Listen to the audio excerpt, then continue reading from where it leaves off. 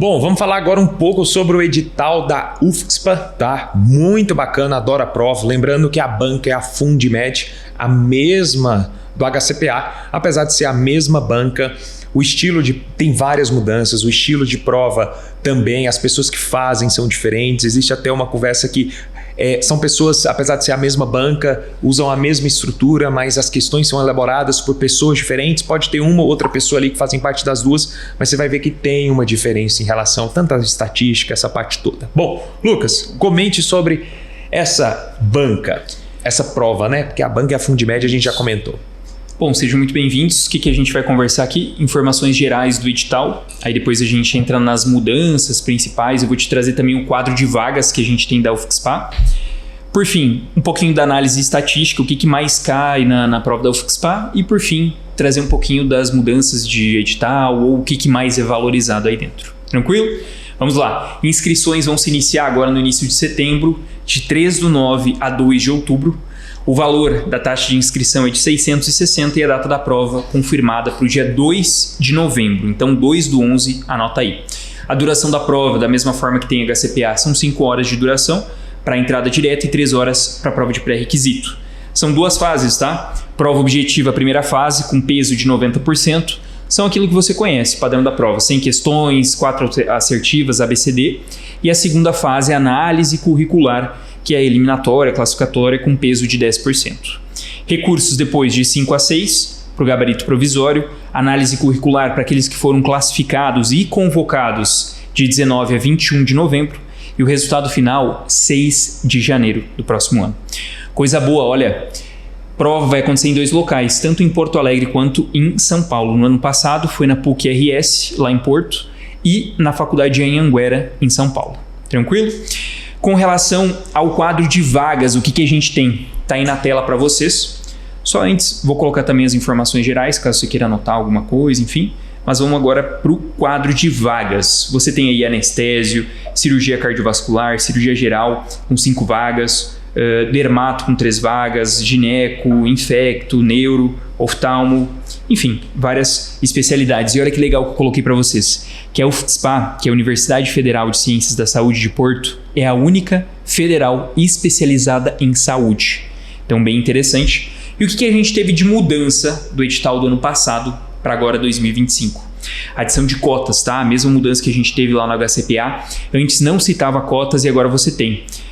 Da reserva de vagas de pessoas autodeclaradas pretas e pardas, PAPP, pessoas autodeclaradas indígenas e quilombolas e pessoas com deficiência. Aí vou deixar aqui na tela para vocês também os percentuais de reserva de vaga que foi colocado no edital. Além disso, Lucas, que outras mudanças a gente teve? Pontuação adicional. Antes, no edital 23-24, tinha garantia da pontuação adicional para quem fez residência de MFC e para quem fez mais médicos. Esse ano, mais médicos caiu e ficou só quem fez residência de MFC e para os nomes disponíveis do MEC, aqueles que fizeram Provab. E aí você tem o documento que eu vou colocar na tela para vocês também, que é o documento do MEC que coloca quais pessoas estão aptas a receber a bonificação. Isso é importante, pessoal. Nós não vamos entrar nessa polêmica, tá? Até falei nos stories esses dias. Existe uma polêmica envolvendo esse edital como critério de escolha das vagas, né? O critério se essa vaga vai para cotas ou se vai para ampla concorrência. A minha análise é muito clara, como é o primeiro ano, ficou confuso o texto. Nós estamos gravando isso aqui no dia 28 de agosto.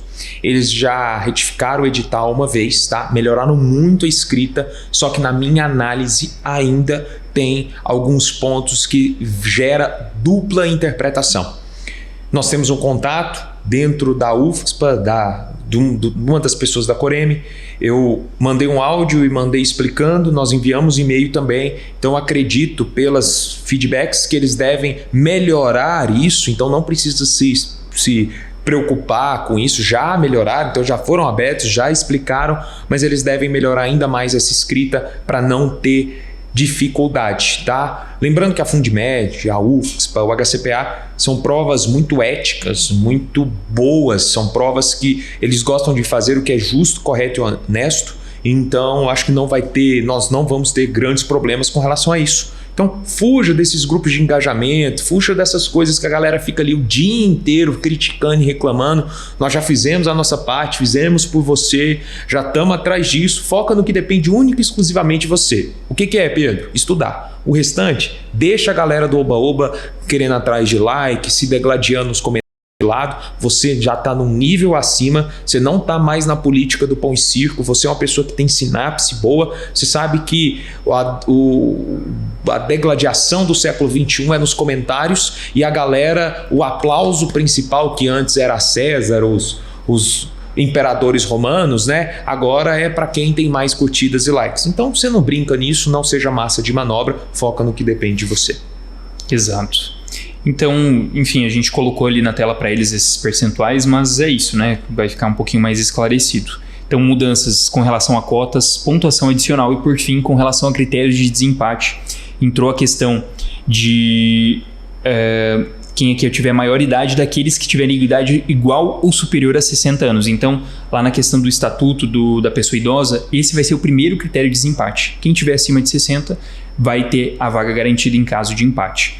Depois, o segundo critério é a maior pontuação na prova objetiva, e aí depois vem aquele critério que a gente já sabe que é de maior idade, mas aqueles que não se enquadraram na ideia de estar acima de 60 anos. Por fim, vai ser sorteio.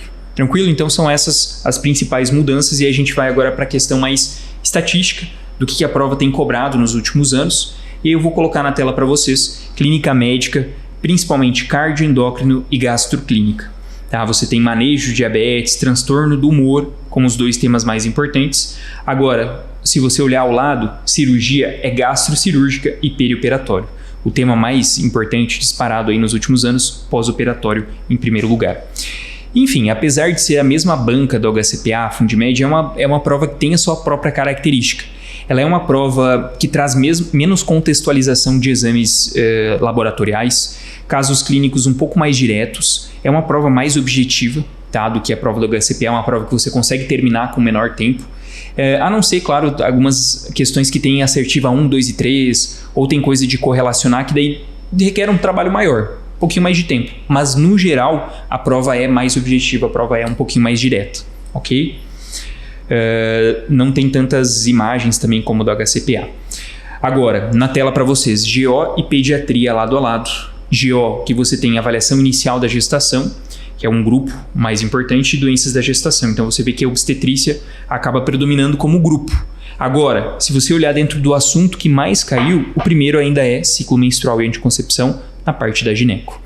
Agora ali do lado, pediatria, síndromes respiratórias e neonatologia, os grupinhos que mais apareceram nos últimos anos. E aí você tem empatado em primeiro lugar, crescimento e desenvolvimento na infância, infecção das vias aéreas inferiores e, por fim, reanimação neonatal. Então, assim, isso que eu falo de grupo, é isso. Síndrome respiratória é um grupo muito grande. Tem aí desde infecção de vias aéreas superiores, otite, enfim. Mas os assuntos mais específicos é o que está na tela para vocês. Por fim, preventiva, estudos epidemiológicos em primeiro lugar, depois atenção básica e, por fim, bioestatística. Da mesma forma, questões um pouquinho mais diretas que trazem cálculos também, mas com nível de dificuldade um pouquinho mais tranquilo, digamos assim, do que quando comparado com HCPA. Tranquilo? Bom, vamos falar um pouquinho do currículo aqui, tá? Currículo, eu falo que a UFSPA, né, a Fundmed, ela pega o currículo da UFSPA e pega o currículo do HCPA, faz pequenas mudanças. Só que na UFSPA, pessoal, 60% da análise curricular, 60% da pontuação disponível, ela está relacionada à produção científica.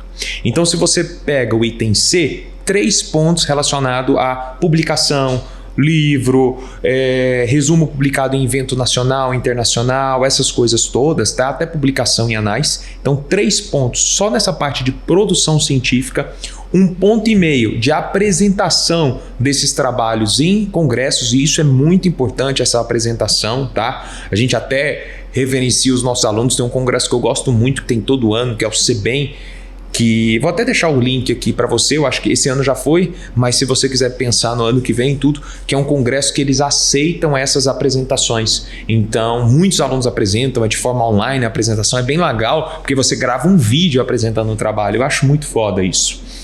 E A parte de iniciação científica também 1,5 ponto. Lembrando que aqui nesse item, que é o item E, dá para você colocar monitoria no meio, mas iniciação científica aqui. O restante, a prova da UFSPA, diferente do HCPA, a proficiência em inglês é uma pontuação bem menor, que é 0,5, enquanto lá no HCPA é 1,5 ponto.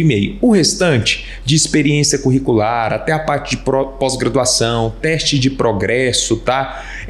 Última nota da sua instituição no ENAD, o restante, o esqueleto, é muito parecido. Lembrando que também as notas de currículo nessa instituição são notas maiores, porque a análise curricular ela não muda há vários anos, tá? Pequenas mudanças, então tem muita gente que é prata da casa, que formou ali, que já se prepara desde o primeiro período para essa prova, beleza? Nada muito complexo, nada muito difícil, muitos pontos aqui possíveis de serem conseguidos depois de formado, então sem estresse em relação à análise curricular. Show. E a gente vai deixar para vocês um presente, então, da análise estatística na descrição do vídeo. E é isso, contem com a gente para sua preparação de reta final. Grande abraço. E para você, pessoal, é o seguinte, lembrar de curtir, de compartilhar, de seguir a gente aqui, o nosso canal no YouTube. Lembrando que o nosso processo seletivo para mentoria de 2025 já está aberto, as vagas já estão abertas, também vou deixar o link aqui. É isso. Não se esqueça de seguir a gente, seguir o nosso canal aqui no YouTube. Um abraço e até a próxima.